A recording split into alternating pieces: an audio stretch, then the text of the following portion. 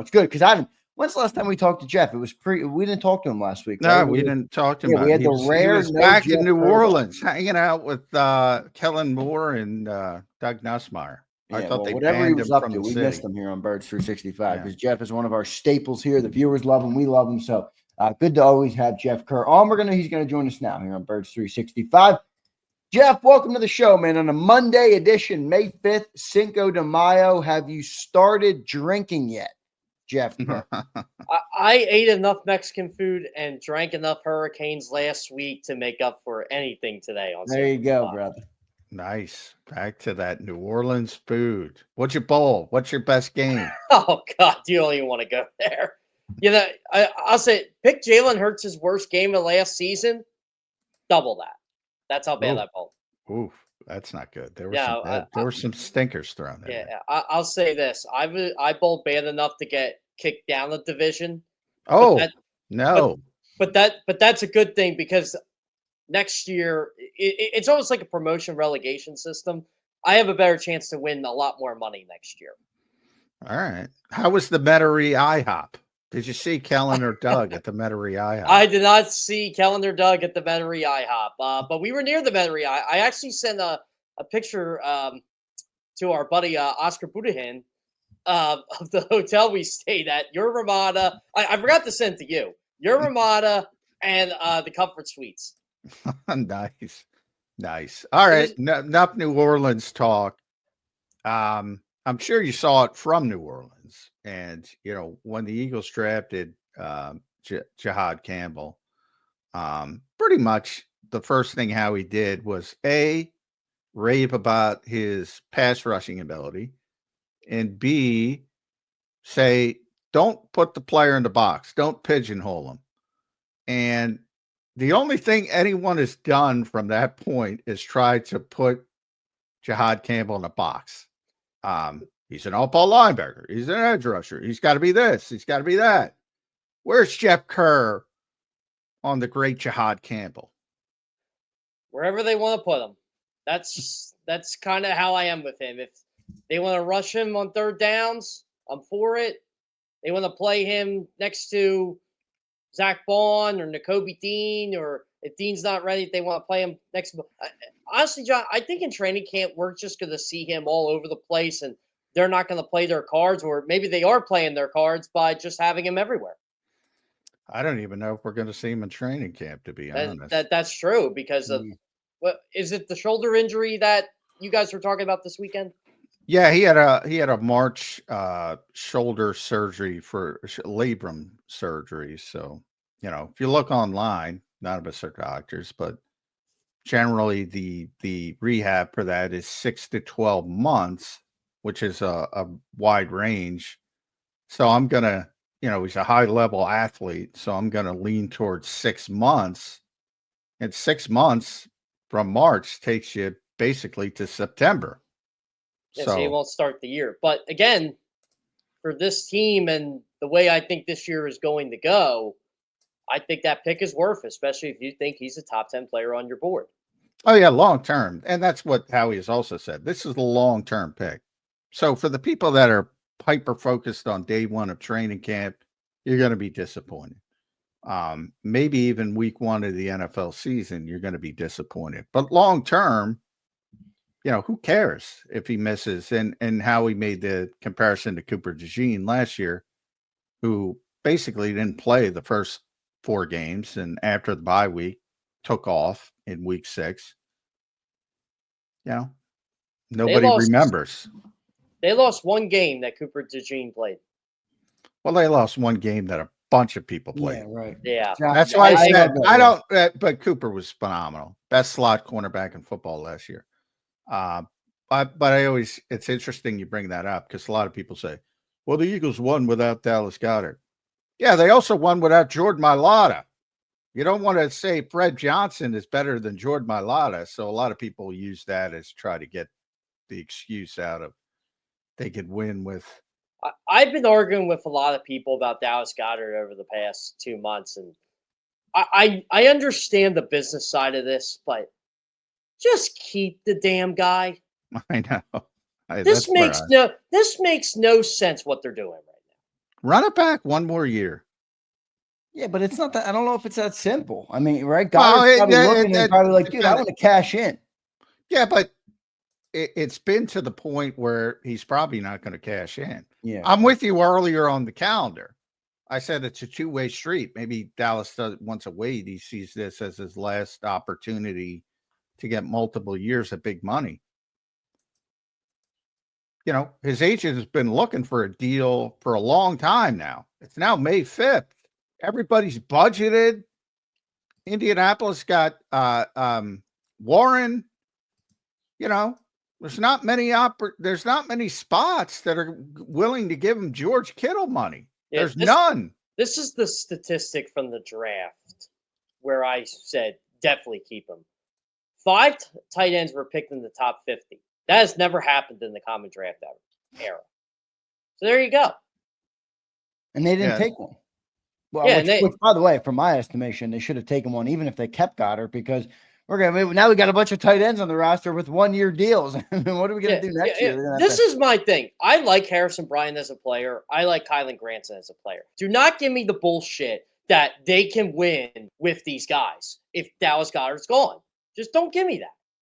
Well, they can win. I wouldn't go that far because if you look at some of the some of the games last year, even when they did throw the ball a lot, Goddard wasn't always involved in every one of those games. The two big games they threw the ball last year were the Bengals game and the Steelers game, where Goddard didn't make much of an impact. Now, I'm not saying Goddard's not valuable. I'm just saying, to John's point, they seemed to win every game last year, no matter who missed, besides A.J. Brown, basically, and Jalen Hurts. Those are the only two guys that when they missed, they lost. So they did win without Goddard, right? I mean, their team is still good enough to win without But they didn't play a full season without Goddard. No, they didn't, and that's different. Right, he was great in the postseason when they needed him most, and he's running over Green Bay Packers defensive backs. Yeah, it's true. Dallas Goedert had a tremendous postseason. We talk about the postseason Jalen had and what Saquon had and how this defense – it's like we didn't let go unnoticed, and I don't think the fans did either. But it just feels like it wasn't talked about enough how good Dallas Goedert was in the playoffs. Yeah, he was phenomenal in the playoffs. And to me, it makes too much sense now for both sides to come to a agreement. And I think ultimately I've now shifted to that. Earlier in the offseason, I was under, if you go 50-50, I was 51. He was leaving at least, and some probably went up to 60 or 70 at one point. Now I'm leaning towards he's going to be back. You know. Well, yeah, the draft played out, and you got the comp pick deadline now that's passing, and just keep the guy. It doesn't make any sense now. I wonder if it's still like, you guys remember, obviously, a couple of weeks ago when they did release, or when they did move on from C.J. Gardner-Johnson, they traded them to Houston. It was kind of explained, at least through the grapevine, that it was not salary cap, it was cash. Do you think that problem is still going on? Like, do you think that's what's going on with Goddard, where it's not like they're cash broke, but they're looking at what's coming ahead and they're trying to store some of that cash for next year? Because you're probably going to have to give Goddard, $10 million at least. Is that a part of it, you think, John? Yes and no. Like I said, if Dallas was perceived as a pain in the ass, probably yes. Yeah, right. He's not, so no. No, he doesn't seem like he's a pain in the ass at all. So while we say it was, and it was cash over cap with CJ, look, if he was a different personality, is all I'll say, he'd still be here. Simple as that. Simple as that. Yeah, I agree. But the financial part was part of it. But again, if he were not high maintenance, let's be kind, he'd probably be here. Yeah, and CJ said all the right things in his opening presser a few weeks ago. Like, this was his sign. He had to grow up and had to be a leader, had to do this, had to do that. Again, he says all the right things a lot of times. He says what you want to hear. It's actually doing it. It's the stuff people don't see. And look, we're not bashing the guy while he's out the door. We're just telling the reality of the situation. No, I said it when he was here. So, I've said the same thing, but people don't want to listen to you. They don't want to listen to me. The Phillies are a good team either, but What are you gonna do? Yeah, the season is not over for the Phillies. So I was congratulations. yeah, I had people on me before yesterday. Oh, well, they still have this problem. They still have this problem. They still have this problem. I said, then go see a shrink. I don't know what to tell you. Go see a shrink. I might steal that one. Yeah, Jeff. that's a good one. Go see a shrink. Oh, that's funny. That is funny, Jeff. Jeff, That's what an do you old think bowling overall? term when we're struggling. It's like overall with the draft. Well, yeah, go ahead. I wanted you to get your comment out. You just cut out a little bit, but go ahead. No, oh no, like that's an old bowling term we say every time we're struggling. It's like, okay, Yeah, you know, okay. all these problems you have on the lane, so go see a shrink. Yeah. We didn't get you there, Jeff, after the draft. Just your thoughts on kind of everything that the Eagles did. They took 10 overall players, which is a boatload of players, traded back several times, ended up with only 2 players in the first 2 days and then 8 on day 3. So a big day 3. What'd you think of what the Eagles did in the draft this year? I'm actually shocked they made as many picks as they did. Yeah, And look, me too. I like the picks they made. I thought they were safe picks. But, you know, Zander, I said to you, I think it was the Thursday night or Friday I was on. Draft class sucked. I'm sorry. It was not a good draft class. And they're picking bad players from said draft. I don't want to hear this guy's a project, this guy's a project. I'm going to tell you this right now. Half these players would not have been picked if the better players went to the draft class. And that's including guys on the Philadelphia Eagles. Well, I look, I was harsh on the draft, but I think the draft class at the top was bad. Yeah, right. Well, yeah, and that was my philosophy. It's like, okay, they're a little bit better in the later rounds, but yeah, see, I like what they did on day 3 a lot better than what they did on days 1 and 2, to be honest. And by that, I'm not saying they're going to turn into better players. I think they took a bunch of guys that have upside. you hit on one of these guys. Like, Yeah, 1 or 2. Small Munden, specifically for me, Drew Kendall, Kyle McCord, they might hit other places. I thought was a good pick. I actually really like the lineman they picked. I thought this was a better Miles Hinton, Cameron. I guarantee you Stoutland hits with one of the 2. Yeah, that's why I didn't hate their day 3 picks. I hated the draft, but I didn't hate their picks because they're picking picks that you can at least get NFL careers out of. Like, all the guys you mentioned. Yeah, and that's what I mean. I'm Yeah. I'm not saying they're going to be high level players. Although I think Munden has a chance to be Munden, I liked in player. college.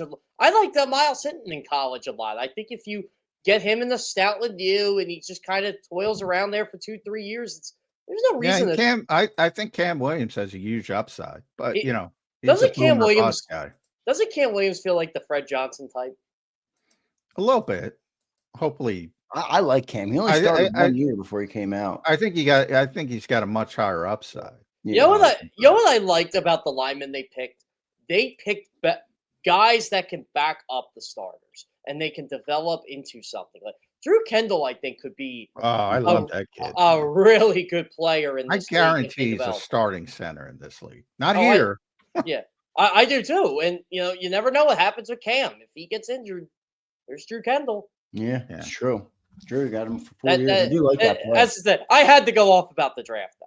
I had to go off about the draft because No, I'm with you. I was underwhelmed. Yeah, I hear one of the things, I don't know if you saw the Eagles put up their little draft room, war room video with Howie trying to trade from basically number 22. They thought they had a deal with the Chargers. They didn't go that far. I think a lot of people said, oh, Howie was going to give up 64, so that would have been stupid. No, that's what the Chargers asked for. Then they cut it off. So I was told this going into the draft. If the player they got, Hampton, was there at 22, the Chargers were not trading because they were hell-bent. Yeah, they didn't trade. So, but a lot of people said, well, Howie got him for moved up one spot, gave up 164, I think. Yeah. So it would have been stupid to give up 64. But that's not what happened. If you watch the video, that was what the Chargers wanted, and we never got to, and that's state-run media. They cut it and edit it. So you never got to hear the response. Well, what about the Commanders thing with Adam Peters? Oh, yeah. Well, that was the 2 thing, and they tried to trade Green Bay, nothing. Minnesota, nothing because they wanted Donovan Jackson. Giants moved up. Now the Falcons was interesting because Howie just ripped essentially. Who is it? Fontenot. Yeah. What's his first name? Terry. Terry Terry Fontenot in Atlanta. That was a brutal trade. Oh, I don't care what James Spears. And Howie just kind of snickered and said, okay, well, now we know why nobody's accepting our trade offer. Right. They said the future first. Yeah, Detroit had no interest whatsoever. Washington was interesting because, as Jeff said, Adam Peters after last year, remember, they were the Cooper DeJean. Now, they got a good player too, but they didn't get Cooper DeJean. They didn't get Cooper. So I think he was feeling, and he called it an in-division tax. So Howie said no there. Buffalo seemed to have no interest. And then they moved up. And it was interesting because Howie was talking to Brett Veach, and obviously they're very close. Kansas City, Philadelphia, very close. Originally, he said 168, and he said bottom of the round. We kind of snickered because they beat the Chiefs in the Super Bowl. So nice little backhanded slap by Howie there. And then he had to go up to 164, which is kind of meaningless. So yeah, and that was the pick they acquired from the Kenny Pickett deal. Yeah, so not very meaningful, but that's they took you through that whole. So they were trying to get him at 22, and he still fell to 31. And then I see all these people after talking about how do NFL teams keep letting good players fall to the Eagles. Well, hey, y'all had a chance, so stop complaining about it. Yeah, basically exactly. Well, it's the same thing with the Ravens. Everybody lets good players fall to the Ravens. Exactly. By the way, this is why I thought it was going to be harder for the Eagles to trade. Do people forget the Buffalo Bills, Baltimore Ravens, Washington Commanders, Kansas City Chiefs? I'm just naming teams in the back. They're pretty good. They're, the Eagles are the team they're trying to beat. Why would you want to help them? Yeah, that's part of it. I mean, that's clearly that's clearly what went on with Adam Peters in Washington. I mean, that's that they're fighting for the division, in theory, on paper. Yeah, and look, they're a better team than the team that they put on the field in the NFC Championship game. That doesn't mean they'll have a better result, but they're playing scared, team. Jeff. I love it. And I smell blood, Jeff. They're playing scared. Speaking of Eric DeCosta, Baltimore, which I always say, if you ask me who the smartest teams in the NFL are, I always say the Eagles, and people think I'm a homer, and the Ravens. It's funny when people think I'm a homer. Yeah, I was gonna say you're a homer. I know. Okay. Well, only when I say good things. When I say negative things, obviously I'm the worst person in the world. But you're a Viking, and a Vikingite is what they call you. Yeah. Well, I covered the Vikings for years. Yeah, so people think you're a Viking. I mean, you could look like a Viking, John. A Viking fan. Yeah. I'm gonna Photoshop John in like a Viking. Well, there's always I like I said, I tell the story all the time. I keep all my hate mail. I love it. I feed off your tears. So I have a big you and Nick Fierro. So yeah, I have a big folder in my email. And I'm trying to get to all 32 teams because everybody accuses me of being a fan of the team that they hate. So I'm like at 29 or 30.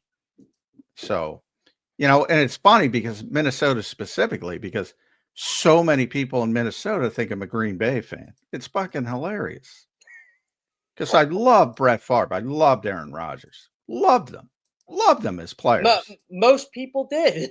Yeah. I mean, why wouldn't you? Best quarterbacks of all time. I know. I know a bunch of guys on that '90s Packers team. I hung out with them. I'll never forget the first time I said, and I still say it to this day, but the first time I said, no quarterback has ever played the position at a higher level than Aaron Rodgers at his height. Not saying he's the best. I'm saying at his height. Nobody has ever played the position at a higher level. Oh, the Vikings fans lost their minds. From 93 to 98, there wasn't a player better in the NFL than Brett Favre. Yeah, well, I agree. I'm wholeheartedly on that. But I just think it's hilarious. So, but the two smartest organizations are the Eagles and the Ravens. and I don't know if you guys saw Eric DeCosta, but he was talking about the Massey Thaler Losers Curse, which is this paper a number of years ago that basically said, hey, goofballs, you all draft at the same level. So the best way to go about it is to, get a bunch of picks, get more lottery tickets. That's what the And they Eagles did all this research, and DeCosta was talking about it. And look, he's more, contextual with it. Like if you're obviously in the top 5, you got a better opportunity to get a good player. But when you start talking about day 3, what the Eagles did last year, now you can't always do it. But the Eagles got a bunch of good lottery tickets. And it was smart to do that. Yeah. The And kid from Virginia Tech, that's a 7th round pick that some teams had a 4th or 5th round grade on. Yeah, 6, but still, I like that player, Jeff. I like that. Yeah, that's right. He was a 6th round pick. I forgot 2 10s in the 6. Yeah, and Jeff, I think your point is well taken. Like, fans will say, oh, they're boxing Howie out. Well, yeah, we're the best, so people aren't going to try and help you. But do you guys think it's getting to an obvious point where they are trying to box Howie out? He's kind of won every draft for the last 40 years. I'll just say this, Zander. When you screw everybody at least once, you're eventually going to run out of people to screw. Yeah, boy, Yeah, Howie hates that term, by the way. I know he says it all the time. He's like, he's not like Sam Hinkie. Sam Hinkie was like that. If you're a Philadelphia fan, like he wanted to win every trade. Howie's whole philosophy is, hey, I'm trying to help the other team too, because then they're going to want to trade again down the road. Yeah, right. We can continue to do business. Well, yeah, if you make good picks with the picks you're getting, you're going to keep. But I really do think the Eagles are on top. They're going to be on top for a bit. Like they're not going to win Super Bowl every year, but they're going to be around. We know that, and teams are just they're going to be good. But see, that's the problem, and that's what Howie said because he was asked that a couple times over draft weekend. We asked him that a couple times. Our team's not willing to trade with you basically because of your reputation, and he said flat out he didn't get that feeling at all. It had more to do with where they were picking. That 32nd pick isn't as valuable as 22, even 22 or 24, whatever. It's harder to move up when you in a better first round. It's a different story. And by the way, future picks, everybody realizes, well, the Eagles might not win the Super Bowl last year, but they're going to be good. So it's still going to be their picks are going to be 27, 28, 24, maybe in the worst case scenario. Still not good picks compared to other picks, some of the other teams. So I think it has more to do with that. But I will say this. So NFL.com did their bullshit draft ratings. How can you grade a draft? I'm always curious about that. But the Eagles got a B+, blah, blah, blah. And they were talking to some executives and personnel people. And I guess, maybe that wasn't the one. But whatever. All these people, do they have compromising picks? Does Howie have compromising picks? I mean, he's in people's heads.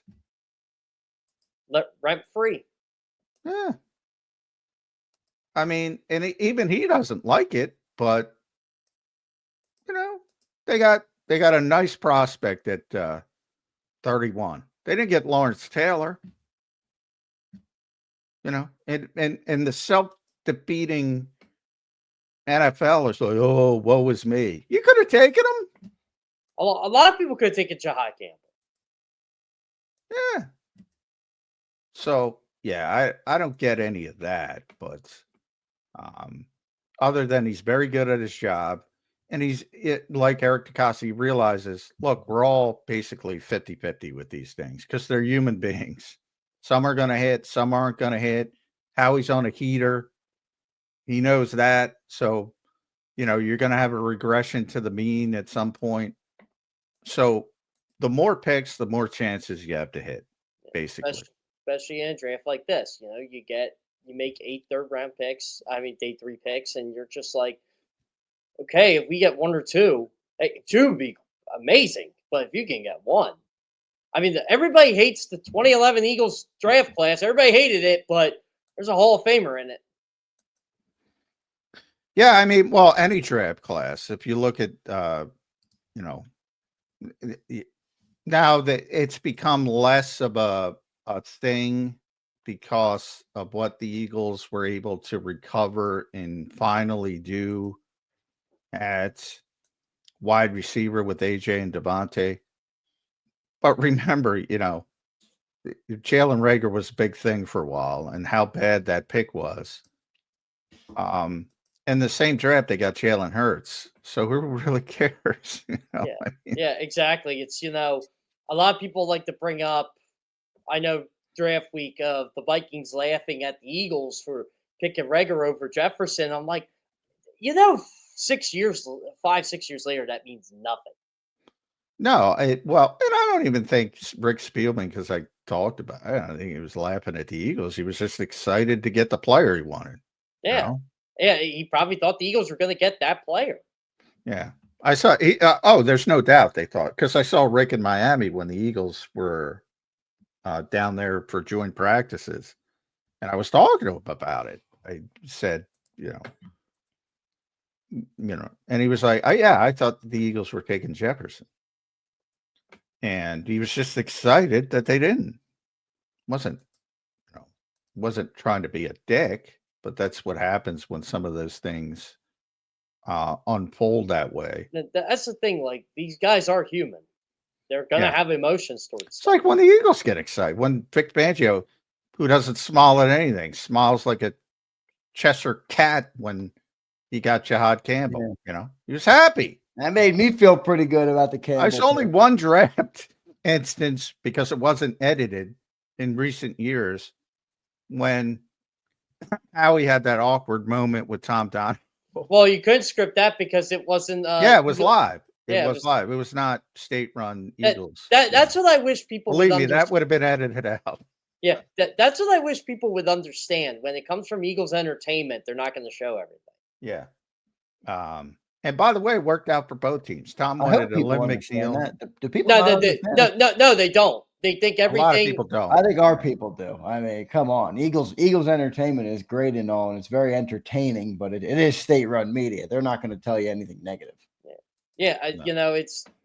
I tell people all the time, I'll be negative when I have to be negative, when the moment calls for it, and I do this with baseball a lot. John knows I'm not like our certain friend that likes the Phillies. Every loss is the sky. Oh my God, it's the end of the world. What's funny about this is that and you guys are objective reporters, so it is different for you. But I'm a fan of the team, and I started doing this show obviously. But like most fans, or at least fans that I've talked to, don't go through life like never thinking there's a problem with their favorite team. That's where there is a small sector that gets mad at people like you who do point out objectivity, and they get a lot of every game. We're gonna win the Super Bowl here. Like most fans don't, and they get a lot of retweets and a lot of likes. Well, they're the most vocal. Yeah, that's what I mean. They're the most vocal, but most fans, come on, we got a lot of fans in here.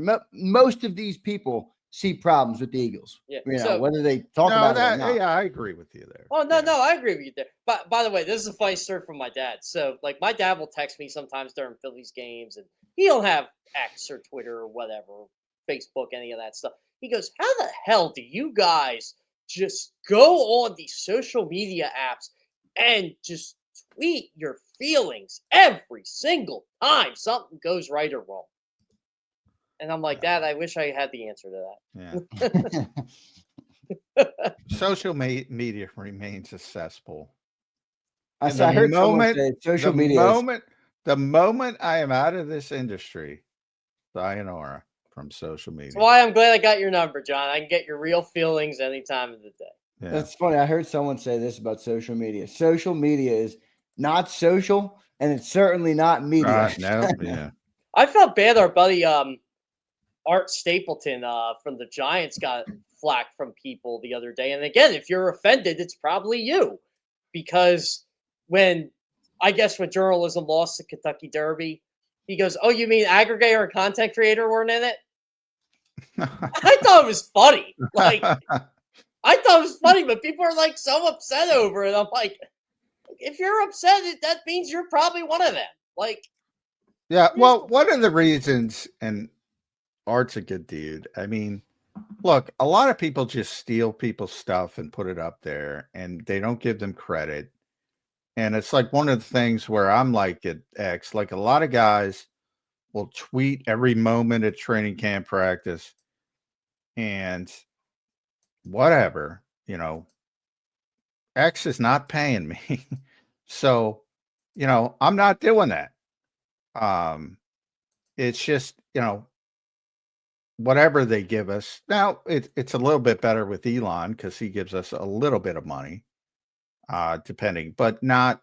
But before you weren't getting anything. Before you were getting zero, nada, zilch.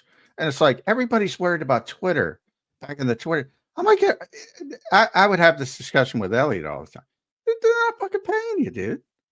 Yeah, but the one thing it does do is, I hear you, John. Believe me, I understand it too. It's why I don't post on Twitter that much because YouTube pays us and Twitter doesn't. So I'm more on YouTube. Yeah, exactly.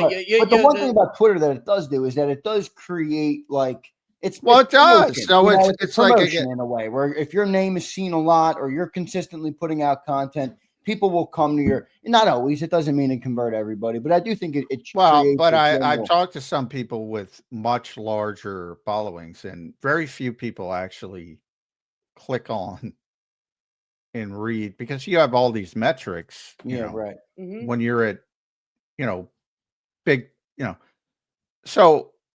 They don't. It doesn't relate. It doesn't. If it did, I would do it. Right. But organic traffic is always going to be the most valuable traffic, and I am proud to say, JAKIB, 100% organic since our inception. So it is more important for sure. Well, that's what happens when you build a brand and people respect what the product you're putting out. Yeah, it's true. It's just is what it is. Like I've seen people that segments I come on, I'll re-listen just to hear like. How I talked or that or something. Because I saw one of the comments, I laughed. It's like, I'll tune in to the 7-minute mark for actual football talk. And I just started laughing. Hey.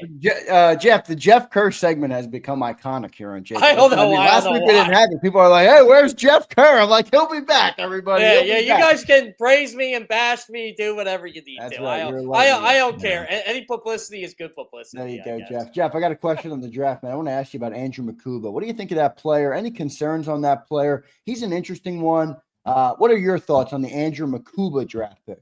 Of the players that they drafted, I think he's the one most likely to kind of be a plug and play guy. Like he's going to day one starter, most likely. Yes, I agree with. Yeah. He's just one of those guys, and that's where I went and read a lot of my buddy Andrew DeCecco's stuff because I knew he was a big McCuba guy.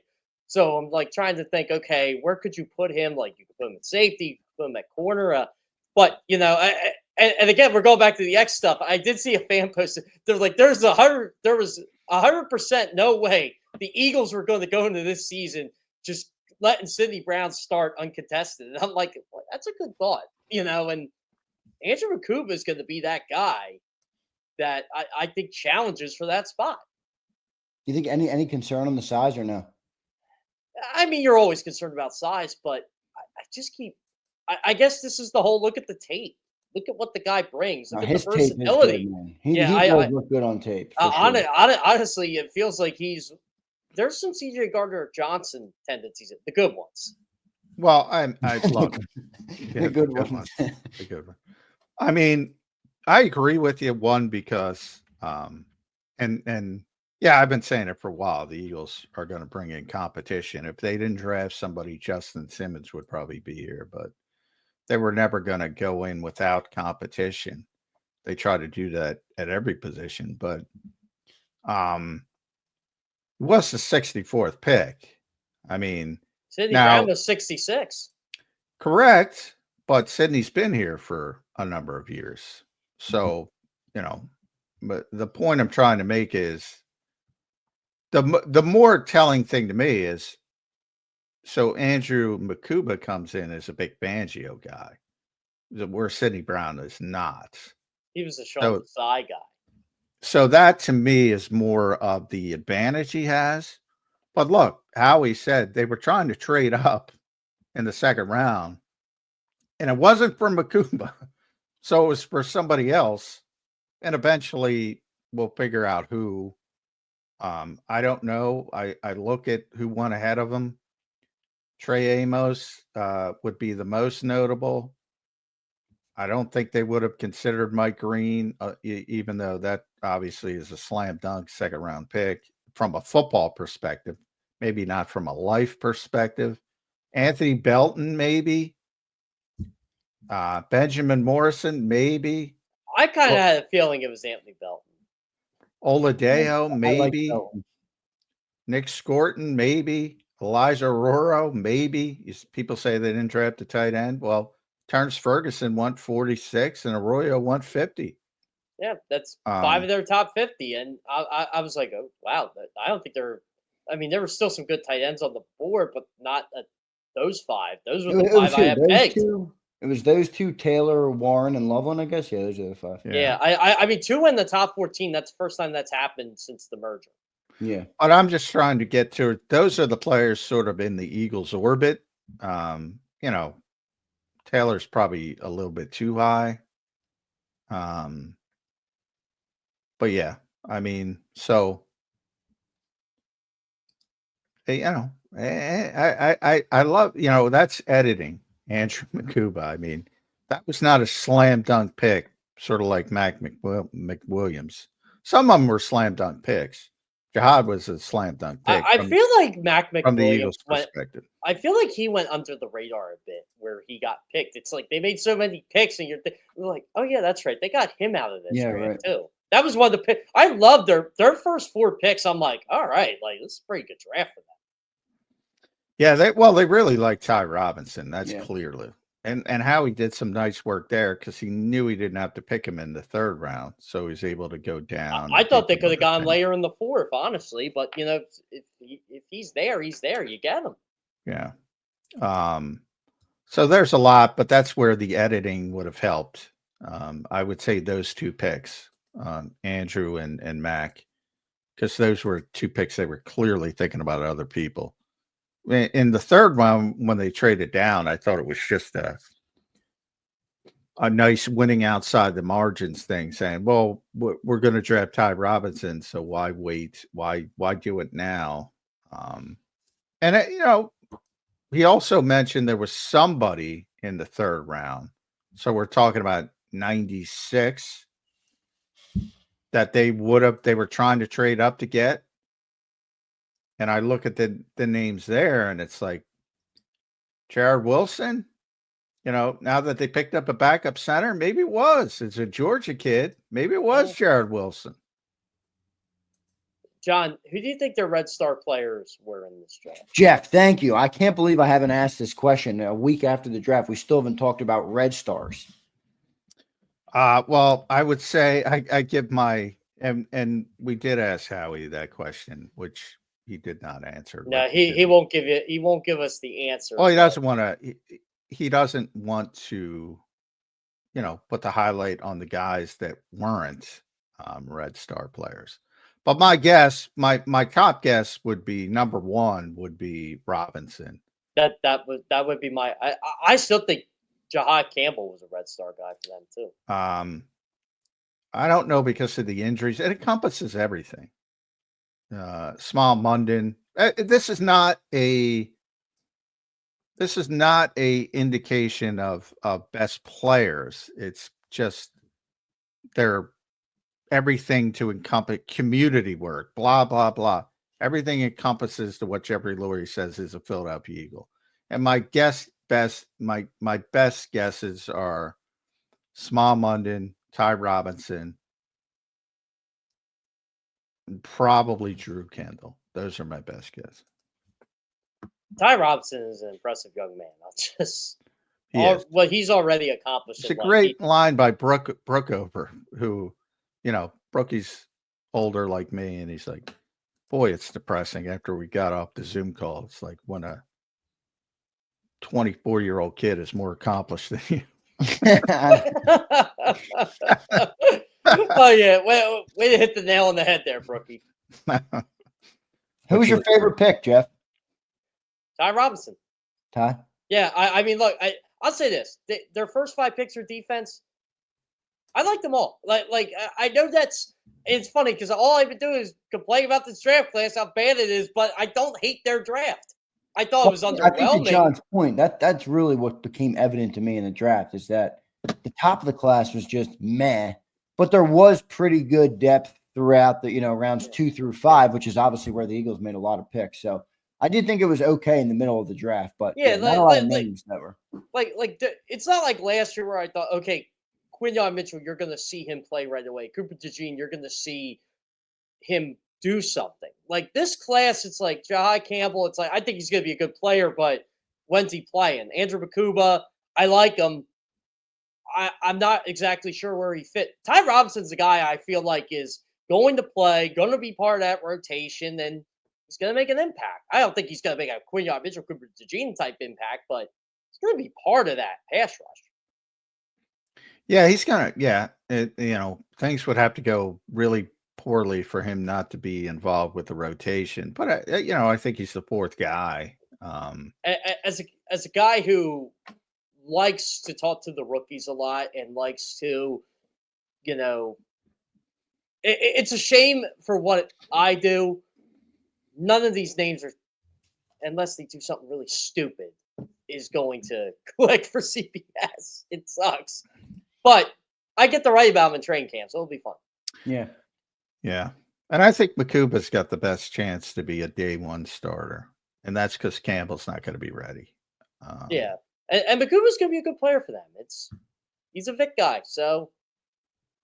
How about this general draft question from my boy Rich Nutt, checking in, member for 9 months. Thank you, Rich. Sanders 5th round, Jeff. What'd you think of that? Ooh, yes. I'll tell you what. Not bad. Not bad. I'll just say that. By the way, a lot of people saw who did see the video, unscripted, the Eagles unscripted draft room video. Mentioned the weird. There was one. I don't want to say poor edit because I don't want to get those guys in trouble, but it was weird. It was sort of out of place, and that was the quick. We're going to take Mac McWilliams at 145. A lot of people who did watch it trace that to, oh yeah, the Eagles were taking Sanders at 144. At 145, he was there. Whoever Cleveland jumped up to 144 to take him.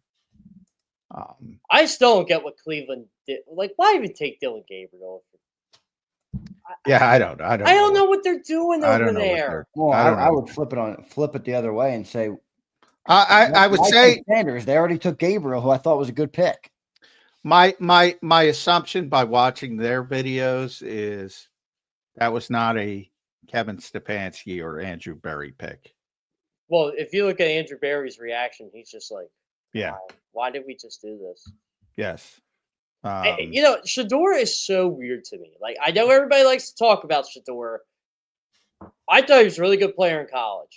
And yeah, he's gonna have his flaws in the NFL, but someone told me he would have fell at 5th round. I said, you're crazy. Yeah, me too. Maybe round 2, but I still thought some team would take him in round 1 just because of the upside. But again, the people that handled his outside of football stuff. Well, the stories that have come out are just like, I don't know if you heard the Giants story.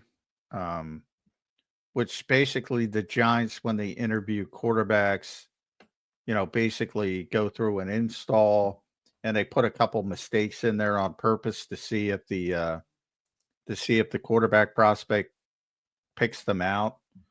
And Sanders didn't pick it out, and he got mad that they tricked him. And he basically said, well, maybe I'm not the guy for you. Yeah. What are you doing, dude? Yeah, there's a guy that, and I know a lot of people know the name, Ryan Leaf, and now he's in media. I'd love to ask Ryan Leaf this because this was the red flag on Ryan Leaf, his attitude. And there were stories I heard long after he was done. He was a bad teammate, and he blamed everybody for his shortcut. And he didn't have a lot of them in college. Shador did. And Well, he also had significant drug problems like Johnny Manziel. Well, but yeah, exactly. But I mean, outside of that, like the on-field stuff, like you're blaming linemen, you're blaming receivers, you're blaming your defense. Apparently Shador would do that stuff too. There were a couple stories that came out in college football last year, and I'm like thinking, dude, how good would you really be if you didn't have Travis Hunter? And I know you had a terrible offensive line, but yeah, I mean, I don't think it was. His offensive line was awful. Oh yeah, it was terrible. He was running. It doesn't mean it's a good look for a quarterback to blame him. That doesn't mean it's a good look. Right. I mean, look. You know, look. You know your teammates' shortcomings. I had them in football, basketball, bowling. You just can't do that. Yeah, I agree. I don't think he was terribly talented from the perspective of, like, you know, I to me, he was a bridge pick. He was always a bridge pick of maybe late first round if you're desperate, or early second round, like sort of like Teddy Bridgewater back in the day, who ended up going 32. So I'm not saying I'm surprised he went in the fifth. He lasted to the fifth round, because I am, but I have learned over the years that if you're not going to be a starter, they want somebody who blends into the background. They don't want anybody, you know, making waves. They don't want anybody where the media is going to constantly ask, "Hey, is Shador going to get a chance?" He's so high profile. It hurt him in a way that teams are like, "Well, I don't want that as my backup." I mean, perfect example. We saw it here, and it worked out for him. But Jalen, when's Jalen playing? Well, no, nobody said when is Jalen playing when Carson was here, because it wasn't. But the Eagles made that clear, though. But still, you're going to get that in a lot of places. When's Shador playing? When's Johnny Manziel playing? Who are they Jeff, who are they keeping? They have Joe Flacco, Kenny Pickett, Dylan Gabriel, Shador Sanders, and Deshaun Watson, who's not going to be on the team this year because of the injury he suffered. So rule him out. But you still got 4 quarterbacks. Who goes? Pickett? I think Kenny Pickett's done. I mean, you paid Joe Flacco some money, so yeah, I think and he's got the veteran presence. I mean, are you going to cut a third-round pick in Dylan Gabriel? I mean, we've seen teams do this. Maybe it's Shador who's on the outs. Yeah, the Eagles had a second-round pick once they cut Mike Bellamy. That was 30 years ago. That's a long time ago. Yeah, but that doesn't happen now today. Teams don't like to cut their picks. By the way, I used to love that back in the day. Yeah, this guy stinks. We wasted a pick. I think it's a better way to go. It is. But yeah, GMs, it's easy to say. You know, Howie could cut his picks. He doesn't like to, but it's not going to affect him. But other GMs feel if they cut their picks, they're like, oh, you know, that's going to be the owner's going to notice that. Yeah, which did the Eagles just cut somebody? They cut Ty Davis Price this weekend. That's who it was for the rookie minicamp guy, right? Yeah, for the wide receiver Giles Jackson, who was signed. Yeah, which is cool. I mean, you know, a trial player. I always like to see that trial player gets picked up. It's fun. It's a nice story. It is. Yeah, it's great. It's a great story. Because when you go to rookie minicamp, you're like, shit, none of these guys are making the team outside the draft picks. Right. Don't miss Adam Thielen. That's what Sirianni told me. It's like 3 years ago. By the way, when he actually talked after. By the way, Nick Sirianni didn't talk after rookie camp. That's like, lame. Come on, dude. That's lame. He's entrenched now, John. He's a Super Bowl champion. You guys will be treated differently from here on out by the great Nick Sirianni. Well, you mean treated any differently? I don't know. Not talking. I haven't talked to the guy. No more off the record. You guys going cold on you. Well, you know what? In fairness, we go cold on Nick too when he's with Howie. Yeah. He just kind of sits He's there. he's like a ficus plant, as Sealski would say. But Sealski said that about Doug Peterson. It's everybody. I don't know why they trot the coach out. We don't want to talk to the coach because Howie's in charge of the draft stuff. So Howie gets 90% of the questions. I felt so bad for Brooks Cabina that Friday night when Nick's like, I forget your question. Hey, Howie can be a bully, man. Yeah. He will. Wait, what happened with Brooks? What happened with Brooks? Brooks hurt his finger. And Brooks tends to talk with his hands. So, and Brooks asks very involved questions at certain times. Got to dumb that down for these guys. But anyway, he's talking with his hands, and he's got this big, finger thing on. Yeah, he's got a fingers. cast on. Yeah. And Howie, made a quip about it because Howie thinks he's a stand-up comedian. He as well. does. So what he say? Like, you got that thing on your finger, and he didn't address the question at all. He said something about He was being paying attention to distracted, that. and Yeah. That's funny. And Nick was laughing. Then Nick lost it, and they do that every once in a while. They did it. They probably they did it to Dave Uram when he asked about Hassan Reddick. They did it to, and it's more Howie, Rube when he asked about Jalen Carter's off the field stuff after he got drafted. Those are the most notable occasions. That might be the only reason that Nick is up there with him, because Nick doesn't get any questions. I mean, why would we ask Nick questions? We talk to him 100 times a year, but we talk to Howie like twice. Exactly. So that's the point. Like, I don't even look at Nick, so maybe he is pissed off at me. But it's not. Yeah, I get to talk to Nick plenty during the season, and I should have gotten a chance to talk to Nick after rookie camp. But come on, yeah. You got to talk after rookie camp.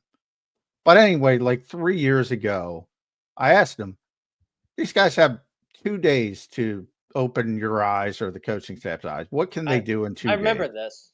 And he basically said, don't miss Adam Thielen. That's it. Who's the one guy who developed from rookie tryout player. I'm sure there's somebody else, but I can't think of him. I mean, if you want to go old school, Vince Papale. Well, I'm talking modern. Yeah, there's a bunch of guys, older. But Adam Thielen is the guy. And that's it. I think he's entering his 13th year.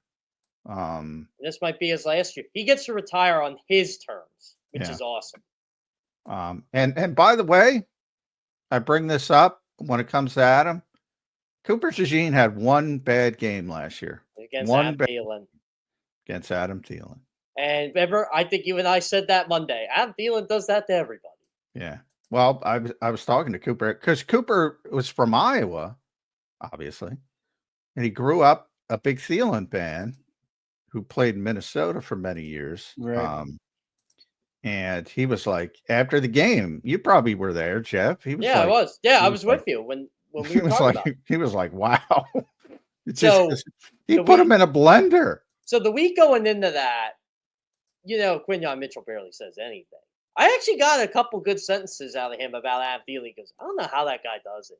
He said, but he said it's impressive to watch. That's why I'm a big, because of Thielen. That's why I'm a big route running guy. Yeah, but he said he was watching Adam Thielen tape. I'm like, I'm going to run with that. And it's for Quinyon Mitchell, for him to say more than 2 sentences to answer to a question. Which, by the way, he smiled one time. I said, you're smart by doing this. Thielen, he's got to be one of the better undrafted guys in the last couple decades, right? Oh, yeah. You know what? That's why I say he was not only undrafted, he was not even a priority free agent. He had to go through the tryout thing. Oh, he was a tryout player. Yeah, he was a tryout player. By the way, of the undrafted guys, and I liked Holland Pierce at Rutgers a lot when I watched Big Ten games this year. I'm kind of excited the Eagles got him. They started him out at guard. It's not bad. 6'8". It's a big guy. Yeah, he was really slow on. I mean, he had his issues against Abdul Carter, but so did everybody. Yeah, right. Yeah, that's not a bad thing. No, Abdul Carter did that to a lot of people. You guys brought up what's his name, Cooper DeJean. He's like a star now. Boy, Eagles fans were mad at me when I said the Giants have better pass. Oh boy, should I even bring it up, AJ? By the way, come on, AJ, you're ruining it for every dude out there. He's getting John Legend to freaking sing as he proposes to his girlfriend, his longtime girlfriend, which was awesome, by the way. I was so excited for the guy. To John's point, though, you're setting the bar high and then you're posting it. But I put it up there and I got a bunch of replies. I didn't, but there were a number of. Where's Jalen? there were, well, I'll get to that. But there were a number of ladies in there that said, now this is the way you do it. I'm like, come on, girls. Yeah. We don't all have the ability to get John Legend. I would love to get John Legend. John Legend, I don't have the money for John Legend. Exactly. Yeah. He cost a couple $100,000 to come in there for one day. I mean, come on. But to your point, yeah, people are going to bring that up, and people brought that up, and who gives a shit? I mean, evidently Jalen wasn't there. At least he wasn't pictured. I don't know if he was there or not. Maybe he didn't want to be pictured. He's a very private. Yeah, guy. Exactly. Who knows? I don't know. I don't care. It's about on the field. Not off the field. I almost tweeted this, and I'm glad I didn't. I did not care Jalen was at the White House, or not at the White. I did not care. I still do not care. Jalen Hurts was in that AJ Brown thing. I don't care. Yeah, it's not. It's none of my business. These guys don't hang out with each other every damn day of their lives. I'd be sick of those people. If I hung out with McMullen every day, I'd be a bigger cynic than come on, you. Yeah, so that's true. That's true. Oh, that's funny. That's funny. Well, I love hanging out with John. I don't know if I think Jalen already is sick of him, Jeff. Yeah. He's dipping on everything this offseason. Whether you guys care or not, it's a reality. So we'll see. You know what? I didn't see as much White House backlash as I thought. Oh, there was a lot of it, dude. There was a lot of it. But maybe because I didn't click the button on X. Although, I got caught up in I was expecting more. I would say that. I was expecting more, but there was a lot. But what did I get into that kerfuffle that was stupid? That was even I couldn't believe. Oh, Albert Breer reported that there were concerns over Jihad Campbell's both of his knees and both of his shoulders. Both. Okay, so he's Plural. he's like the guy all taped up in SpongeBob. And so many people got upset by that. I'm like, what are you getting upset with me for? Well, I those are the type of people I will never understand. Yeah, I will never understand. Don't shoot the messenger. Yeah. But I don't believe it. All right, good. All right. By the way, John, Martin Frank and I had a great White House visit on Monday. Yeah, I missed to ask you about that. How was that, Jeff? How was it down there? It's definitely a surreal experience. I'll say that. Just going in and taking the picture of the lawn, and you want to take pictures. Like you're just like, okay, you're never going to be in here again. So you take a picture of the rose. Well, that's garden. the only reason I wanted to go. But we had the post-draft show, and I'm like, I'm not missing the post-draft show. And by that point, you guys are long gone. As things fall in or Martin, like he didn't even get his credential approved right away. Like Zach Berman got his at like 12:10, so we were checking our emails. I got mine. I told you when I got mine. Yeah, you got yours around the same time I got mine, I think. Yeah, but it was just a really like I felt bad for Martin because Martin's like go in and then he texts me about 10 minutes later. Okay, I'm in. So. Yeah, I mean, it all worked out, but it was hard to see a lot. Well, that's another thing. I'm like, that's another thing. By the morning, so Monday morning, they do things. I think the Eagles do things late. Well, the White House is even worse. So, you're expecting people to come down there without accreditation. Like, what if I can't get in? Yeah, you're stuck. You just spent your whole day going to DC and. But yeah, it was something. I give Elliott a lot of credit. He was able to get some good shots. Martin, and again, we were talking to some people that do this on a daily basis, and they told us this is probably where to stand, where we were. And they said, again, typical politicians, they don't respect anybody. Sit down. You're supposed to sit down if you have a seat, and they weren't doing it.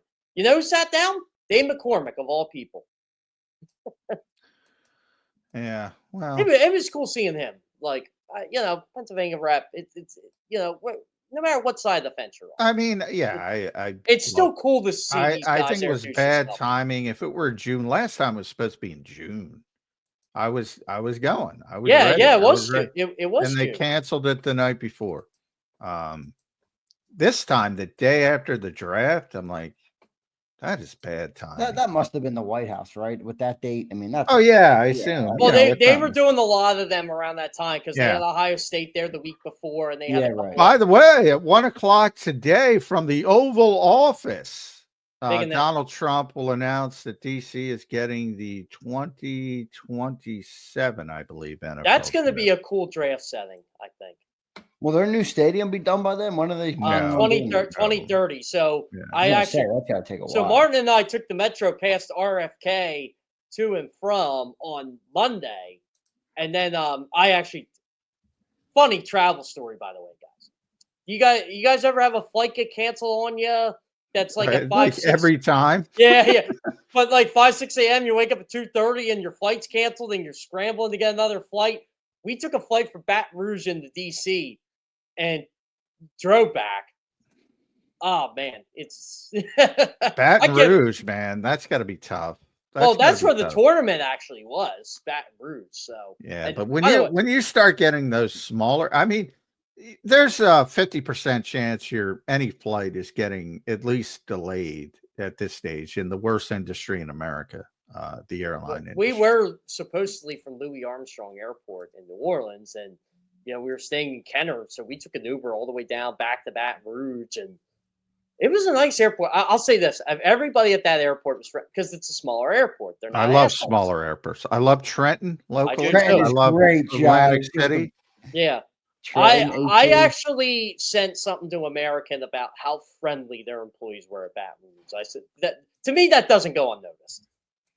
About how nice they were. Well, compared to major airports, yeah. And I said I get it's a small airport, but I said they did not have to be this nice or this friendly or this accommodating, and they were at 5 a.m. All right, nice. One of the few good airports there. You don't get many of them. No. Jeff, thank you for joining in today, brother. We appreciate it. As always good to get your breakdown on the NFL draft, everything that happened since the NFL draft. We'll talk to you again next week, brother. It's always good to have you return. Yeah, the Philly season isn't over, so you got to keep working.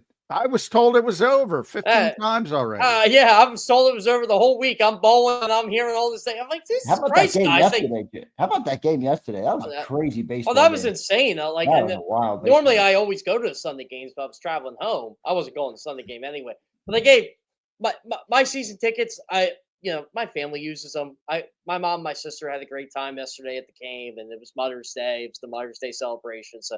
But, my sister texts me, like, play-by-play stuff of the game like she always does. And she's just like, man, Ranger Suarez, what happened to him? I said, nothing. It's his first start back. But, season's over. They lost the game. Yeah. Season's over. Jeff, good stuff, brother. As always, we appreciate you doing it. Today, we'll talk to you again next week. All right, brother? Thank you, man. Yeah, sounds great. By the way, schedule week next week, boys. Yeah, next Wednesday. There you go. Good That's a win. That we're going to play that game. That's a win. You know what? Have you on that Thursday, John. That's a loss. John's going to love that game. That's his favorite show of the year. I feel like an idiot. I was off 2 games last year. I had him at 12-5, and I thought I was being optimistic. I had him at 11-6. I had him up, and I got ripped on this show. I got. Oh, I'm a homer on this. I was being a homer, but hey, it worked out. It worked out for me. So we'll see. Jeff, thank you, brother. Appreciate it, man. Yep, sounds great. Thanks, guys. All right, there's Jeff Kerr from CBS Sports. Follow him at Jeff Kerr. Jeff, what is he? Jeff Kerr CBS on Twitter, I believe it is. So make sure you guys follow him. He's the best. We appreciate Jeff doing it today, as always. Johnny Mac, great Monday show so far. We got about 28 minutes left to go. I do want to start to look at. We're post-draft now, everybody. All right, now again, talent acquisition season is not over, but we have a much better look at what the 2025 Eagles will look like than we did a week or a couple weeks ago. So we'll dive into that a little bit. We'll dive into some of the battles that we have coming up. Who's going to be battling it out in training camp when that comes? We'll talk a little bit about that. Plenty of other things to talk about as well. Good to see everybody in here right now. Kirsten, Philly, Crowley, James, Flexen, Jason, A-Team, Twiz the Jigga. We got all of our usuals in here. We appreciate all of you guys and anybody else that's watching. We appreciate you as well. Got great viewership here on a Monday, May 5th. So appreciate all of you guys. Johnny Mac will take a quick commercial break, and we'll be right back here on Birds 365.